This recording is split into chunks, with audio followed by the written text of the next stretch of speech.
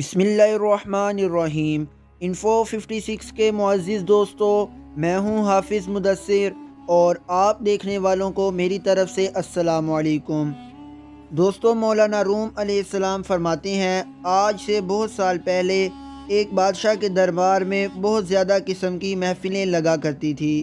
اس کے دربار میں دوستو ایک بہروپیہ بھی تھا جس کا کام ہر محفل میں بھیس بدل کر آنا ہوتا تھا، لیکن وہ بادشاہ اسے ہر مرتبہ پہچان لیتا تھا اور بے نقاب کر دیا کرتا تھا۔ بہروپیہ بہت ہی شرمندہ تھا کہ میں آج تک کبھی بھی اپنے کام میں کامیاب نہیں ہو سکا۔ اسی بات پر ایک مرتبہ بہروپیہ بادشاہ کی خدمت میں حاضر ہوا اور عرض کرنے لگا کہ اے بادشاہ سلامت، اگر میں اپنی جان کی امان پاؤں تو ایک بات عرض کروں۔ بادشاہ نے اس کو اجازت دی۔ بہروپیہ عرض کرنے لگا کہ بادشاہ سلامت، آج تک جب بھی میں آپ کے دربار میں بھیس بدل کر داخل ہوا ہوں کبھی کامیاب نہیں ہو سکا، لیکن مجھے آخری موقع عطا فرمائیں تاکہ میں اس مرتبہ کچھ اس طرح کا کام کروں کہ آپ مجھے پہچان نہ سکیں۔ بادشاہ نے اس کو اجازت دے دی۔ بادشاہ کہنے لگا کہ ہاں ٹھیک ہے، لیکن ہاں، اگر تم مجھے دھوکہ دینے میں کامیاب ہو گئے، میں تمہیں نہ پہچان سکا، تو پھر جو تمہارا دل کرے گا میں تمہیں وہ انعام دوں گا۔ اگر تم بادشاہی مانگو گے یا میری سلطنت میں سے آدھا حصہ مانگو گے تو میں وہ بھی دینے کو تمہیں تیار ہو جاؤں گا۔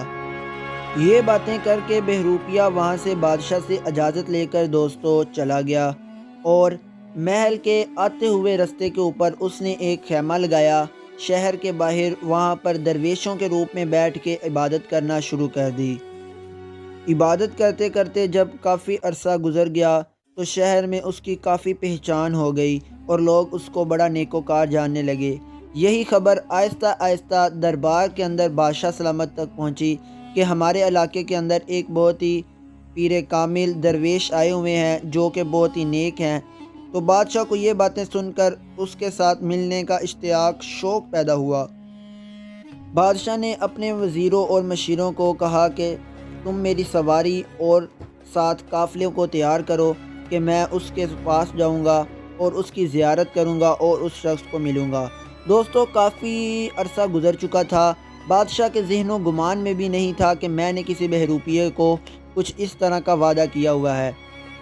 جب بادشاہ اپنے وزیروں، مشیروں اور اتنے گھوڑوں کے ساتھ اس خیمے پر پہنچا تو وہ بہروپیہ بہت ڈر گیا، لیکن اس نے اپنے جذبات پر قابو رکھا اور بادشاہ سلامت کے ساتھ بات کرنا شروع کی۔ بادشاہ اس کے سامنے نظریں جھکائے بیٹھا تھا اور وہ بادشاہ کو دیکھی جا رہا تھا۔ دوستو، وقت گزرتا گیا۔ بادشاہ اس مرتبہ اس بہروپیے کو بے نقاب نہ کر سکا، اور دوستو، جب اس کو ملنے کے بعد اس خیمے سے باہر آ رہا تھا تو وہ بہروپیہ بھاگ کر بادشاہ کے پاؤں کے اوپر گر گیا اور کہنے لگا کہ بادشاہ سلامت، اگر اپنی جان کی امان پاؤں تو ایک بات عرض کرنا چاہتا ہوں۔ بادشاہ نے اس کو کہا کہ تم درویش اللہ والے ہو اور میں ایک دنیا دار بادشاہ ہوں، تم میرے پاؤں میں کیوں گر رہے ہو؟ اس نے کہا، بادشاہ سلامت، آپ مجھے اجازت دیں تو میں ایک بات عرض کرنا چاہتا ہوں۔ بادشاہ نے اس کو فوراً اجازت دے دی۔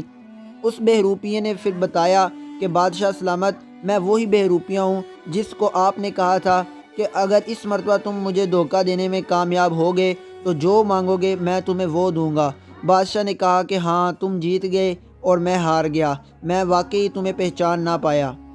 مانگو، کیا مانگتے ہو؟ جو تمہارا دل کرتا ہے وہ مانگو، میں تمہیں عطا کروں گا۔ لیکن دوستو، اس مرتبہ اس درویش نے، اس بہروپیے نے کیا ہی کمال کر دیا۔ اس نے بادشاہ کو کہا، بادشاہ سلامت، ابھی تو میں نے صرف بھیس ہی بدلا ہے، تو دیکھو اللہ پاک نے وقت کے بادشاہ کو میرے پاؤں میں لا کے بٹھا دیا ہے، تو اگر میں دل سے اس رب کی طرف رجوع کروں، اس رب کو یاد کروں، تو وہ کیا کیا نعمتیں مجھے نہ عطا فرمائے گا۔ بادشاہ کو اس کی بات بہت ہی پسند آئی، لیکن دوستو، اس بہروپیے نے پھر کسی قسم کی بھی حکومت، سلطنت، شہرت، جواہرات، ہیرے، کچھ بھی اس نے نہ مانگا اور نہ لیا، بلکہ پھر سچے دل کے ساتھ اپنے اللہ کی رضا کے لیے دوستو عبادت الہی میں مشغول ہو گیا۔ اگر آپ نے ابھی تک میرا چینل سبسکرائب نہیں کیا تو سبسکرائب کر دیں تاکہ میری اس طرح کی تمام انفارمیشن کے حوالے سے ویڈیوز آپ تک پہنچ سکیں۔